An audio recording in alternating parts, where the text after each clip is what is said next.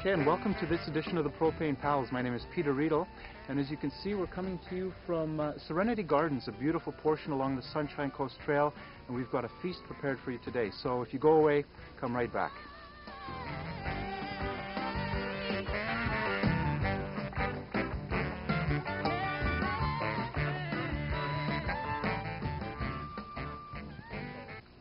All right, welcome back, and we've got a little campfire going today. We've banished the wood stove, and we're here today with Lori and Ed and Ginger at Serenity Gardens. So we've already gotten a bit of a head start.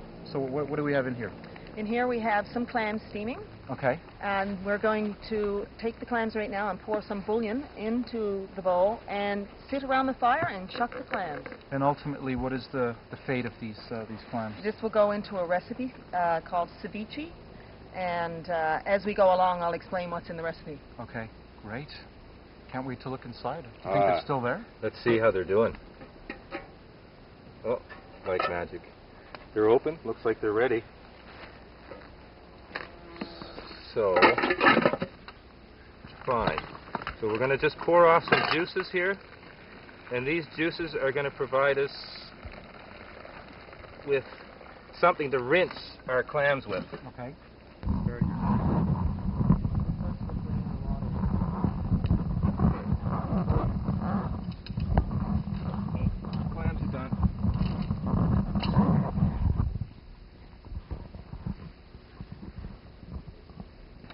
But basically, these pop open after they're steamed.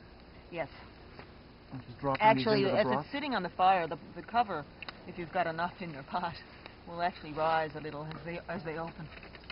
And this whole piece comes out, eh? Yeah. And these just slide out beautifully. Very easy, yes. Now, by the magic of camera, we've transported into another little area of Serenity Gardens. And so what's next here? Well, we're going to start cutting up the ingredients for ceviche.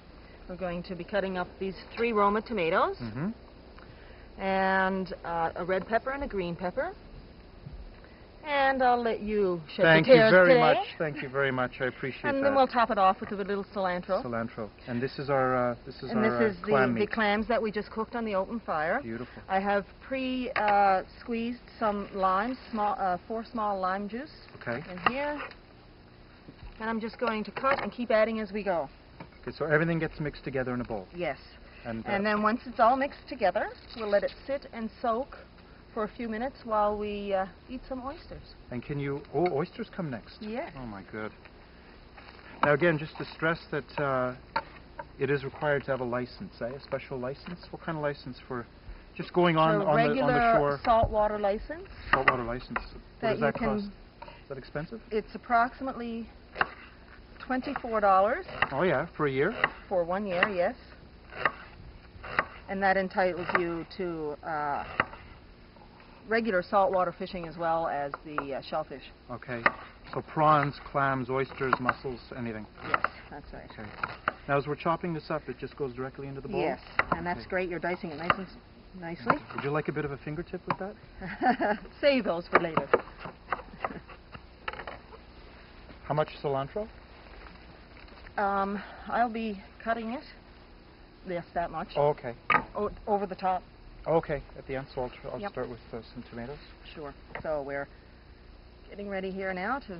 Was that a little trick? Cut the pepper, push it in, pull it out. Do you want these tomatoes cubed? Please. Yeah,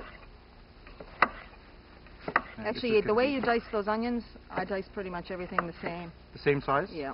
Okay. And what do you do with your clam shells afterwards? The clam shells and oyster shells we bring back to the sea. Do you? And deposit them. Why? What is that? Why? So when the oysters are spawning, they have something to cling to. In the sea, they tend to cling to their own shells. And other shells, actually, and rocks, and Sort of like a Friday night scene at a bar. that's right. Okay. Klingons. I'm going to throw the clams on in here. That is colorful.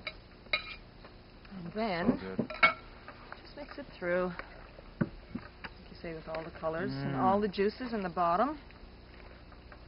So this is this a dish that can be pre-prepped? It sure can. Yeah. You can sit it in your fridge. Ideally, it should be pre-prepped so it can sit and soak the juices. Okay. And it enhances the flavor quite a bit to do that. So this And, is served, actually, you can serve it cold as well? Yes. Or is it known as a hot dish? No, it's known Real. as a cold dish, yes. Okay. And the cilantro, you just scissoring right under the top. That's right. Great summer dish. Yes, and quite easy. Mm. Biggest part of the preparation is just the cutting. I like your the scissor technique. Well, these are my kitchen scissors. Yeah. They don't go out to the garage or the woodworking shop. And I love the smell of cilantro. It's so fresh. Leave me a bit for my recipe. There you go. Thank you. Just get the stubble. Okay, and I will mix this through as well because the juices will make the cilantro flavors seep through. That looks incredible. And now we just let it sit and soak. Right. Now Ginger is actually busy in the bushes over there. Eating her own greens, or his own greens. Oh my God. Mmm. With the cilantro and the lime. Great mixture. Mmm. You should wait at least 15, 20 minutes. No, I can't. Okay, we have the oysters here ready to lay on the fire along with the butter, garlic, and onions. And we've got oh, some and I other. have some pepper that I'm going to, also some lemon pepper. And we've got a number of sauces that are going to go with the oysters. Thank you. Yes, Oh, so in here we have garlic, correct, How much? garlic, 2 full cloves 2 full cloves, and an onion. and an onion, Okay. And lots of butter. lots of butter, Lots of butter. and some lemon pepper. Lemon pepper. Okay, and as this prepares over the campfire, we're going to take a quick break for tip time. Tip time, tip time, tip time.